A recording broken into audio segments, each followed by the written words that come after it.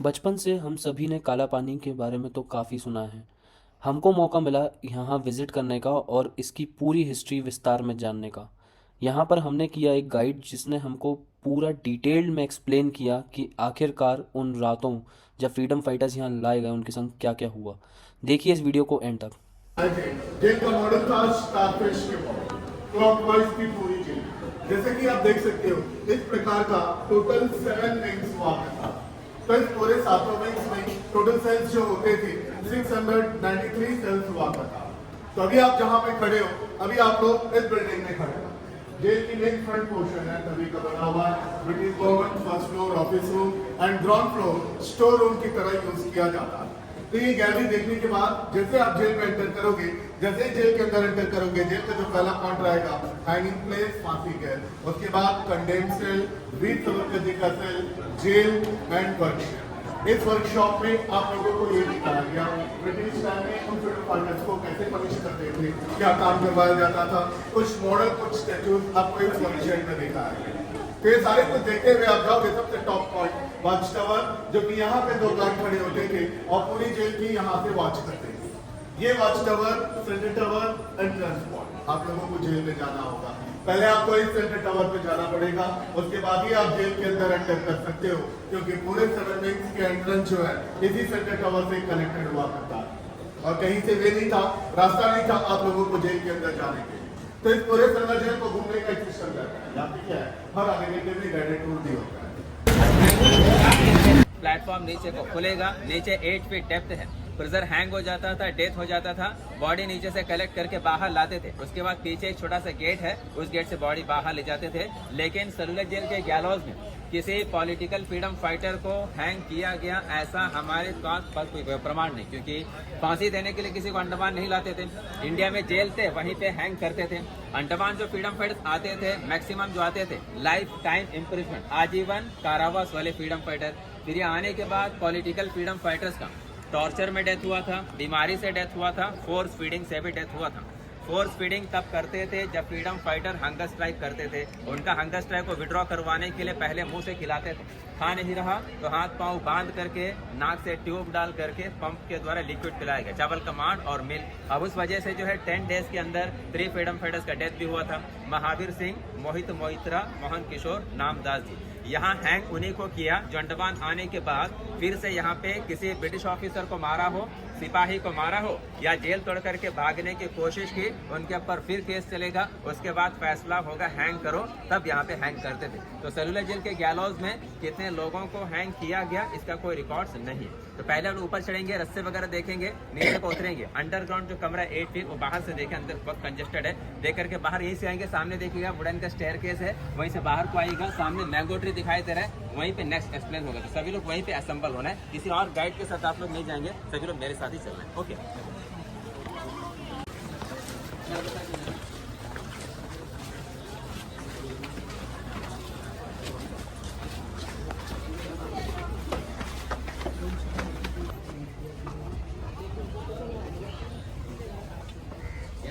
जाते हैं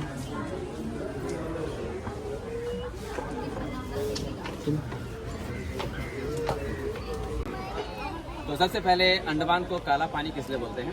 काला पानी जो है, काल और पानी, ये 2 शब्द से मिलकर के बना है। काल जो है संस्कृत शब्द है जिसका मतलब होता है समय, टाइम, मृत्यु। कोई प्रिजनर अंडमान आ गया तो समझ लीजिएगा काल के मुंह में चला गया। और पानी जो है, अंडमान निकोबार द्वीप समूह के चारों तरफ 1000 माइल्स पानी है। अब यदि कोई कैदी भागे तो कहाँ तक? आसपास के जंगलों में। तो वहाँ जाते थे, आदिवासी देखते थे, वो उनको मारते थे। जंगल में खाना भी नहीं मिलता था, मलेरिया वगैरह पकड़ करके वैसे ही मरते थे। अंग्रेज ढूंढ करके पकड़ते थे तो फिर उनको मौत के घाट उतार देते थे। इस वजह से अंडमान से कोई भाग नहीं पाया और इसी वजह से अंडमान काला पानी के नाम से जाना जाता है। काल पानी था, अब बोलते बोलते हो गया काला पानी। तो लोग क्या सोचने लगे ये ब्लैक वाटर है, लेकिन ये ब्लैक वाटर नहीं है, ये है काल पानी। और अंडमान में कैदियों को भेजना शुरू किया था अंग्रेजों ने 10 मार्च 1858। तब उन लोगों को रखते थे वाइपर आइलैंड। वाइपर आइलैंड समुद्र के बीच एक छोटा सा आइलैंड है इस डायरेक्शन में। और अंडमान का पहला जेल अंग्रेजों ने वहीं पे बनाया था 1867। लेकिन वो जेल सेलुलर जेल के जैसा बड़ा जेल नहीं था, छोटा जेल था। और आज वाइपर आइलैंड में बचा है फांसी घर और गार्ड रूम, बाकी वहाँ का मैक्सिमम टूट गया है। और उसी फांसी घर में फांसी दिया गया था शेर अली जी को। शेर अली जी नॉर्थ वेस्ट फ्रंटियर प्रोविंसेस का पठान था। मर्डर केस में अंडमान आया था। सजा में छूट मिलने के बाद होप टाउन एक विलेज है इसी डायरेक्शन में, वहाँ पे शेर अली जी बार्बर शॉप चला रहा था, नाई का दुकान। 8 फरवरी 1872 अंडमान में विजिट के लिए आया हुआ था गवर्नर जनरल ऑफ इंडिया, नाम था लॉर्ड मेयो, उस समय का वाइस रहा था इंडिया का।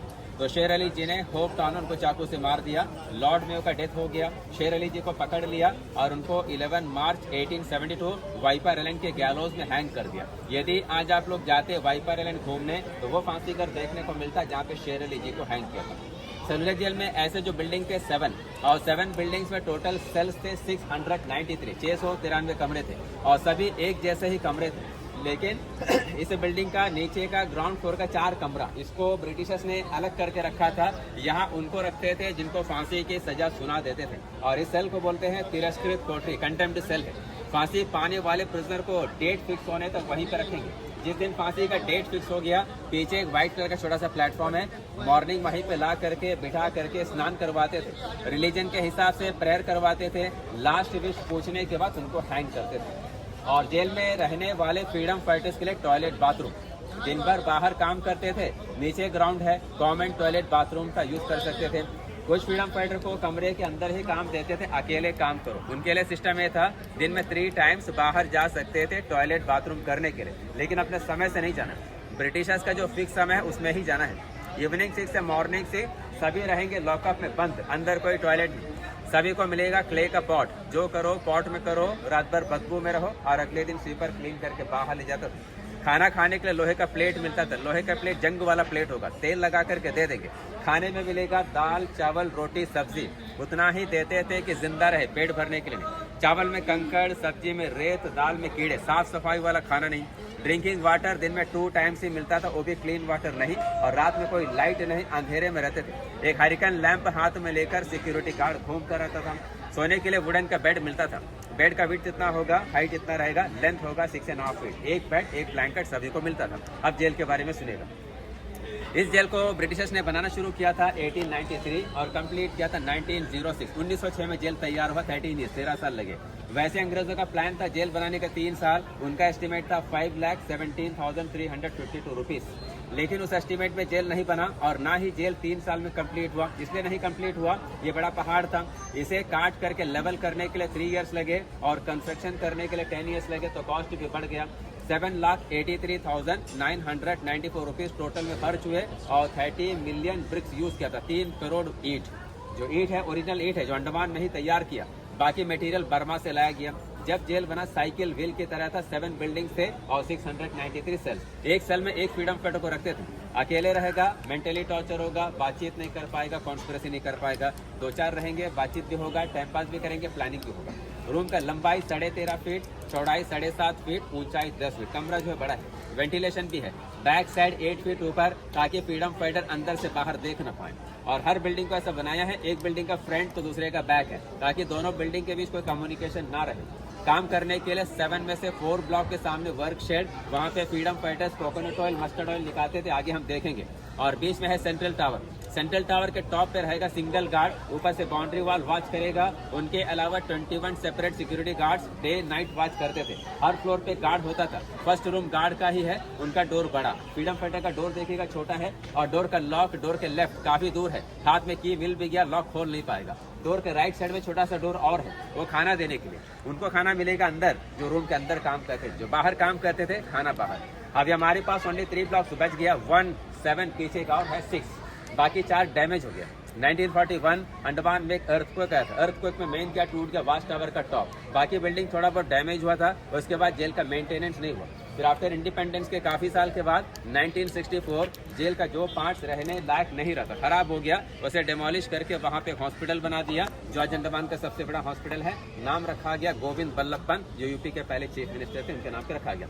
इस जेल को बनाने का जो इंजीनियर था, उनका नाम था मैकलेन। और इस जेल का क्रूअल जेलर का नाम था डेविड बैरी, जो आयरलैंड के रहने वाले थे। उनका राज रहा 1905 से लेकर 1919। उसके बाद उनका तबियत बिगड़ गया, पैरालाइज हो गया। फिर उनको शिप में चढ़ा दिया, कलकत्ता पहुंचा दिया। कलकत्ता पहुंचते ही डेविड बैरी का डेथ हो गया। इस वजह से उनके बारे में कहा जाता है, वतन परस्तों को अपने वतन से दूर रखने वाला खुद आखिरी घड़ी अपने वतन का मुंह न देख पाया। अभी भीतर चलेंगे फैक्ट्री का, सभी लोग नीचे देख करके ध्यान से सुनिए। फैक्ट्री आइए, ये क्या है? ये क्या है? फैक्ट्री अच्छा, तेल निकालना।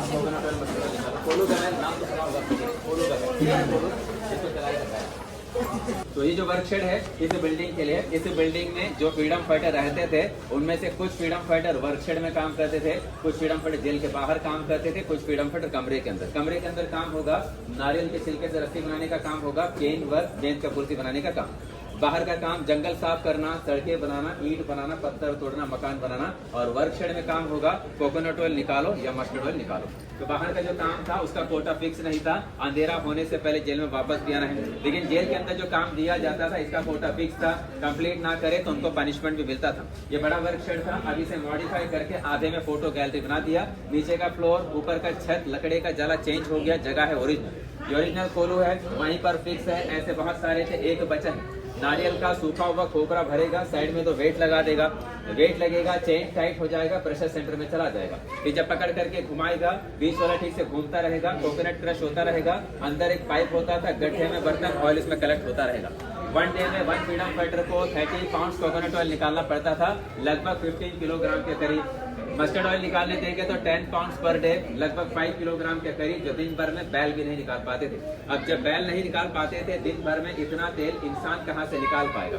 कुछ फ्रीडम फाइटर कोल्हो चलाते चलाते थक जाते थे और कुछ चलाने से इनकार भी करते थे। तब अंग्रेज उनका हाथ पकड़ करके इस पाइप के साथ रस्से से बांधते थे। जब वो नहीं चला पाते थे पीछे से चाबुक से मारते थे। काफी फ्रीडम फाइटर ये काम करने के बाद बीमार पड़ जाते थे, उसका मानसिक संतुलन बिगड़ जाता था और कुछ का डेथ भी हो जाता था। फिर सेलुलर जेल में 1909 से लेकर 1938 यानी कि 30 साल 30 ईयर्स के अंदर लगभग 650 के करीब पॉलिटिकल फ्रीडम फाइटर्स भेजे गए थे। नॉर्मल क्रिमिनल बहुत सारे भेजे गए थे। और जो फ्रीडम फाइटर्स भेजे गए थे सेलुलर जेल में लिस्ट लगा है टॉप पे। जब आप लोग फ्रीडम फाइटर्स का नाम पढ़ेंगे तो उसमें अननोन फ्रीडम फाइटर ही ज्यादा मिलेगा, पहचाना नाम कम ही मिलेगा।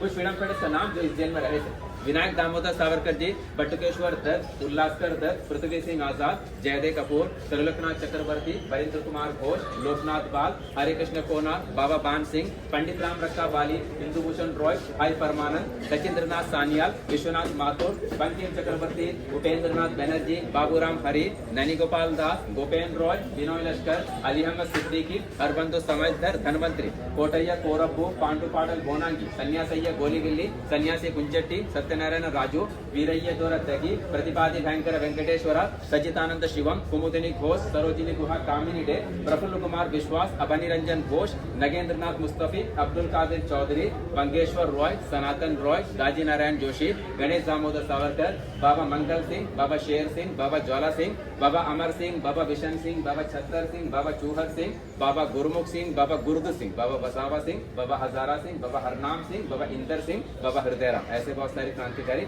इस जेल में रहे। आगे भाई साहब, ये तो बनेगा रोप रस्सी। तो रस्सी बनाने का काम किसी भी फ्रीडम फाइटर को देता था तो इवनिंग तक उनको 4 पाउंड रोप तैयार करना है, लगभग 2 किलोग्राम के करीब। शाम में अंग्रेज बैठते थे तौलने के लिए, जिनका 4 पाउंड हो गया पनिशमेंट नहीं, और जिनका 4 पाउंड हुआ नहीं उनको तो पनिशमेंट मिलेगा ही, और जिनका रस्सी गीला होता था उनको भी पनिशमेंट मिलता था। पनिशमेंट आगे बताएंगे। रस्सी बनाने का मशीन ओरिजिनल मशीन। नेक्स्ट है पनिशमेंट। पनिशमेंट नहीं था, ये फ्रेम ओरिजिनल है, इसे बोलते हैं फ्लॉगिंग फ्रेम, हिंदी में बोलेंगे टिकटिकी। फ्रीडम फाइटर को इसके ऊपर चढ़ाने के बाद पाँव को ब्लॉक करते थे, कमर में बेल्ट बांधते थे, हाथ में लगाते थे हथकड़ी, ताकि मारते वक्त फ्रीडम फाइटर इधर उधर हिल भी ना पाए। फिर एक पतला सा टॉवल गीला करके पहनाते थे, उसके बाद मारते थे बैक साइड में चाबुक से। अब एक ही जगह बार बार मारते थे, यहाँ मारे तो चमड़ी उधर जाता था, खून से फव्वारे निकल जाते थे। फिर वो फ्रीडम फाइटर न बैठ सके न सो सके। मारते वक्त बाकी फ्रीडम फाइटर्स को दिखाते थे कि किस तरह का पनिशमेंट इन्हें दे रहा है, ताकि बाकी के दिल में डर बैठे। मारने वाला भी इंडियन था। सेलुलर जेल में पॉलिटिकल फ्रीडम फाइटर्स भी आते थे, नॉर्मल क्रिमिनल भी आते थे, चोर डाकू और लुटेरे। उनमें से जो हट्टा मुस्टंडा होता था, जो दिमाग से कम अत्याचारी ज्यादा, उनको अंग्रेज काम करते थे। किसी को बनाते थे पेटी ऑफिसर, किसी को वार्डर बनाते थे, किसी को बनाते थे जमादार। अब इनका क्या फायदा, खाना बढ़िया मिलता था, मार खाने का जरूरत नहीं और हार्ड वर्क करने का भी जरूरत नहीं। कि जो फ्रीडम फाइटर पहला बार अपना काम पूरा नहीं कर पाते थे, उनको एक हफ्ते के लिए कोठरी के बाहर दीवार में एक लोहे का रिंग होगा, उसमें हथकड़ी में रखेंगे, उसे बोलते हैं खड़ी हथकड़ी। एक दिन में 8 घंटा हथकड़ी में रखने के बाद अगला पनिशमेंट भी है, 2 दिन के लिए बोरे का बना हुआ ड्रेस भी पहनाते थे। बोरे का बना हुआ ड्रेस पहनने से क्या होगा, गर्मी ज्यादा लगेगा, शरीर खुजलाता रहेगा। यूनिफॉर्म भी मिलता था, एक कुर्ता, एक हाफ पैंट, एक व्हाइट कैप, और सभी के गले में होगा लोहे का रिंग, लोहे का प्लेट, आइडेंटिटी लिखा होता था, कितने साल से कितने साल का सजा दिया है, जेल का नंबर, कोर्ट से एक्ट कौन सा लगा। और 3 तरह के पनिशमेंट फिटर्स भी था। पहला था चेन फिटर। चेन फिटर जिन क्रांतिकारी को पहनाते थे सजा के लिए 1 साल, उसमें ज्यादा दिक्कत नहीं, कमर में चेन बंधा होगा, पाँव में भी चेन होगा, लेकिन हाथ रहेगा फ्री, चल फिर सकता है, चलते वक्त वजन भी रहेगा पाँव में। दूसरा है बार फिटर 6 मंथ, चलते वक्त बार पकड़ करके चलो, काम करते वक्त बार छोड़ दो, फिर जब चलो बार पकड़ करके चलो, नहीं पकड़ेगा बार चल ही नहीं पाएगा। और तीसरा था क्रॉस बार फिटर, जिसको डंडा बेड़ी भी बोलते हैं। सबसे ज्यादा दिक्कत उसी में है, पाँव के सेंटर में नीचे रॉड होगा और 2 बार रहेगा, ऐसे से चलना है। जबड़ी से चल नहीं पाते थे, बैठ नहीं पाते थे, तो हर फ्रीडम फाइटर्स के पाँव भी हो जाता था, क्योंकि चलते वक्त रॉड उनके पाँव से घिसता जाता था। ये जो मैंने बताया सामने मॉडल के रूप में रखा हुआ है, देखिएगा, फोटोग्राफी करें, उसके बाद बाहर चलें। वो सभी मॉडल है, उसमें कुछ भी ओरिजिनल नहीं है, सभी मॉडल के रूप में रखते हैं।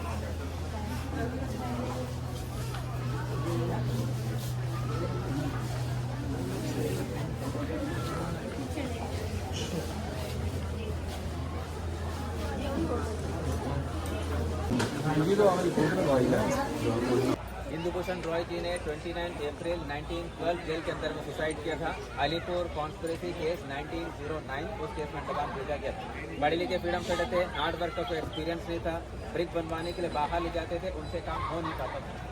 जेल का काम तो इतना हार्ड कि बैल न कर पाए तो हमेशा उनको पनिशमेंट भी मिलता था, और जेल ऑफिशियल्स उनका इंसल्ट भी करते थे। परेशान हो गया तो क्या किया, अपना जो कपड़ा उसको फाड़ दिया, रस्से जैसा बना दिया, वेंटिलेशन 8 फीट ऊपर है, उसी में झूल करके सुसाइड किया। ऐसे वो क्रांतिकारी जेल में शहीद हुए। दूसरा क्रांतिकारी पंडित राम रंगा बाली जी, ब्राह्मण लोग पहनते हैं आगे जैसा जनेऊ। अंग्रेजों ने कहा जेल के अंदर इसे पहनने को नहीं दिया जाएगा, उसके खिलाफ उन्होंने भूख हड़ताल की, और उसी भूख हड़ताल में वो भी शहीद हो गए।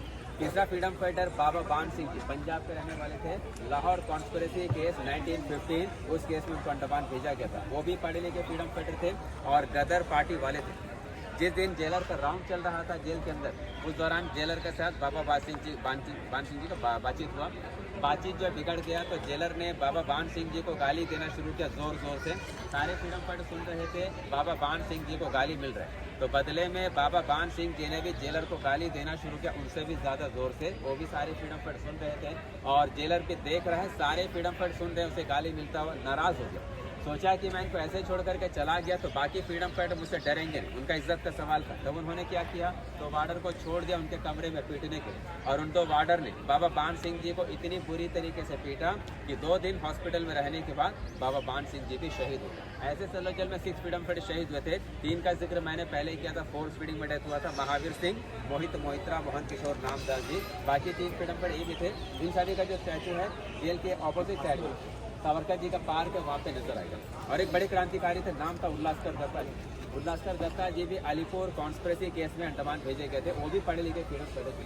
जिस दिन उल्लासकर दत्ता जी को तेज फीवर था, उस दौरान अंग्रेजों ने उनको काम करवाने के लिए जेल के बाहर लेके कड़ी धूप में पट्टी में वहाँ जा करके उन्होंने काम करने से इनकार कर दिया। वापस जेल में ला करके अंग्रेजों ने किया कि 8 घंटे वाले जो हथकड़ी दीवारों के लगा करके रख दिया। शाम होते होते उल्लासकर दत्ता जी बेहोश हो गए और उनका दिमागी संतुलन बिगड़ गया। अंग्रेजों ने उल्लासकर दत्ता जी को हॉस्पिटल में शिफ्ट कर दिया। 1 हफ्ते के बाद पता चला कि उल्लासकर दत्ता जी पूरी तरीके से पागल हो चुके हैं। फिर से इलाज करवाने के लिए 1913 उनको मद्रास हॉस्पिटल में शिफ्ट कर दिया। ट्रीटमेंट कंप्लीट होने के बाद उनको रिहा भी कर दिया।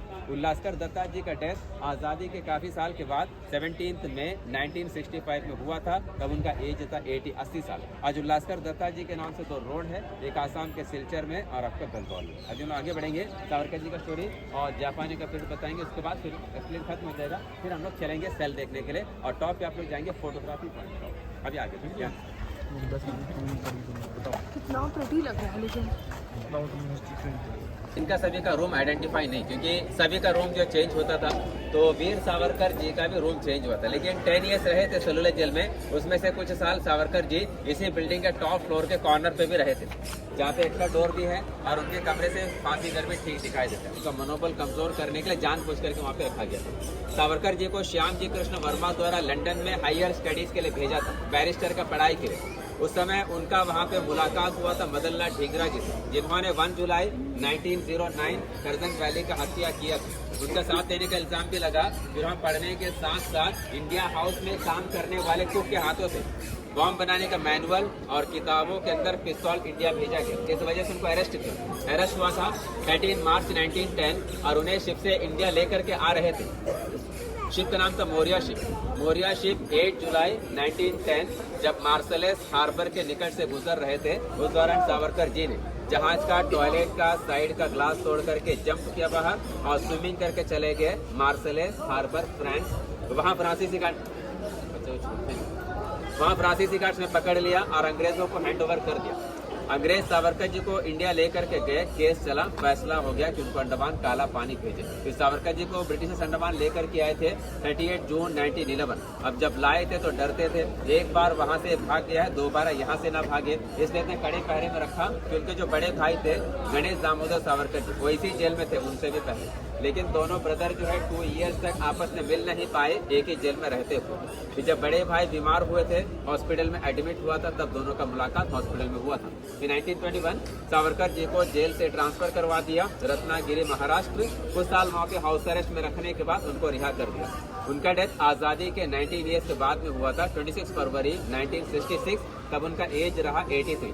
तो जहां गर्मी के दिनों 10 मिनट्स हमारे लिए खड़े रहना मुश्किल है, उन्होंने अपना 10 ईयर्स सलो जेल में गुजारा था। आज अंडमान का एयरपोर्ट उन्हीं के नाम पे है, वीर सावरकर इंटरनेशनल एयरपोर्ट। और जेल को अंग्रेजों ने टोटली क्लोज कर दिया सेकेंड वर्ल्ड वॉर से पहले।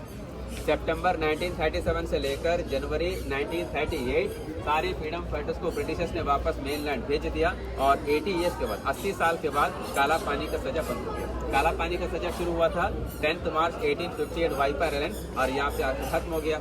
उसके बाद सेकेंड वर्ल्ड वॉर शुरू हो गया 1939 और अंडमान में जापानी सोल्जर्स आ गए 23 मार्च 1942। जब अंडमान में जापानी सैनिक आ गए, सारे अंग्रेज अंडमान छोड़ करके चले गए, तो अंडमान भी फ्री हो गए, क्योंकि जापानियों के साथ थे Indian national army, Subhash ji के फौज। लेकिन जापानियों का जो टॉर्चर था वो ब्रिटिशर से ज्यादा हो गया। 1858 में जिन प्रिजनर को अंडमान भेजा था अंग्रेजों ने, उनको तो अंडमान में सेटल कर दिया था, यहीं रहो। अब उनके जो जनरेशन थे उसमें पढ़े लिखे लोग भी थे, INA के मेंबर्स भी थे, इंडियन इंडिपेंडेंट लीग के मेंबर्स भी थे। अब जापानीज क्या सोचते थे कि इनमें से कुछ लोग जो है अंग्रेजों के साथ मिले हुए हैं या उनके लिए जासूसी कर रहे हैं। तो जासूसी के केस में काफी फ्रीडम फाइटर को जेल ने बंद किया, खूब टॉर्चर किया और बहुतों को जेल से बाहर ले जाकर गोलियों से शूट भी कर दिया। अब उसी के बीच नेताजी सुभाष चंद्र बोस जी अंडमान आए थे।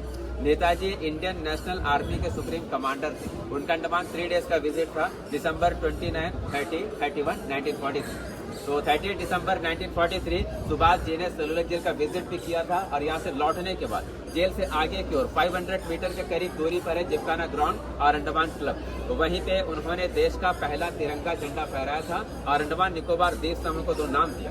अंडमान का नाम रखा शहीद द्वीप, निकोबार का स्वराज द्वीप। आज यही दोनों नाम नील आइलैंड और हैवलॉक आइलैंड का हो गया। अब नील का नाम है शहीद, हैवलॉक का स्वराज हो गया।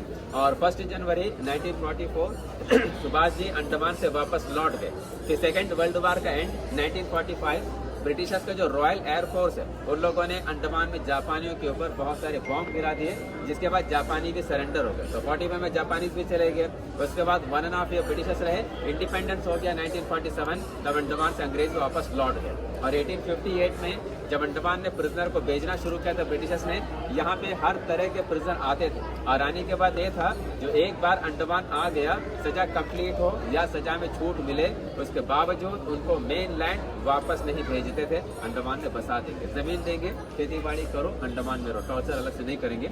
आज अंडमान के जो लोकल्स है उन प्रिजनर का ही जनरेशन है।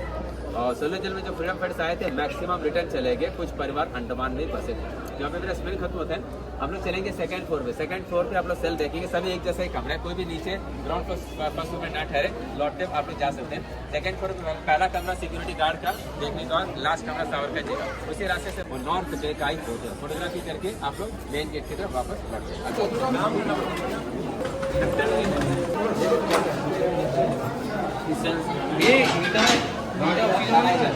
आपने चाबी मिले ताला फोन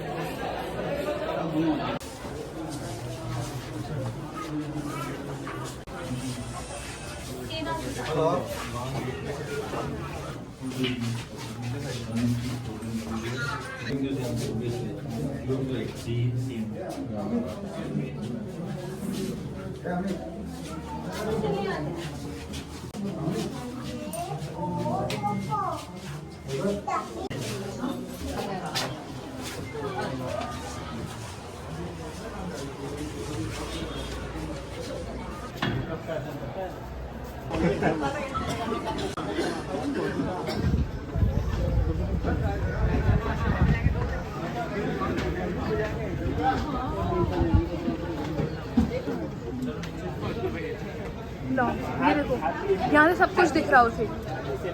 ये 1 2 and 3।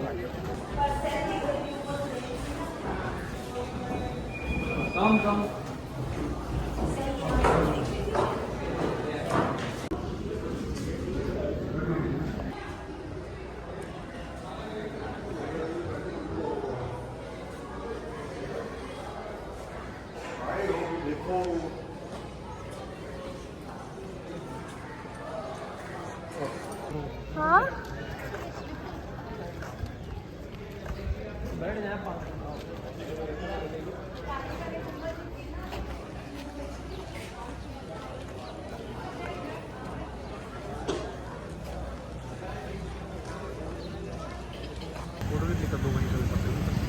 Light and sound show के टिकट्स नहीं मिल पाए क्योंकि यहाँ पे सीटें हो गई हैं फुल, लेकिन कुछ सेटिंग जमाने की कोशिश कर रहे हैं। अगर मिल जाते हैं तो हम आपको पूरा लाइट एंड साउंड शो भी दिखा पाएंगे, अगर नहीं मिलते हैं तो आप कोई और यूट्यूब वीडियो पे देख लीजिएगा।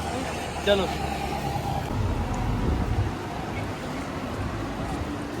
अच्छा उनकी साइड समझ गया हाँ ये बस गई है। हाँ ठीक है झील के थोड़ा सा उस पार जाते हैं। मैं रहूँगा तो तू ख्वाब है जो मैं खाली बनना, तू अल्फाज है मैं खोया मुसाफिर।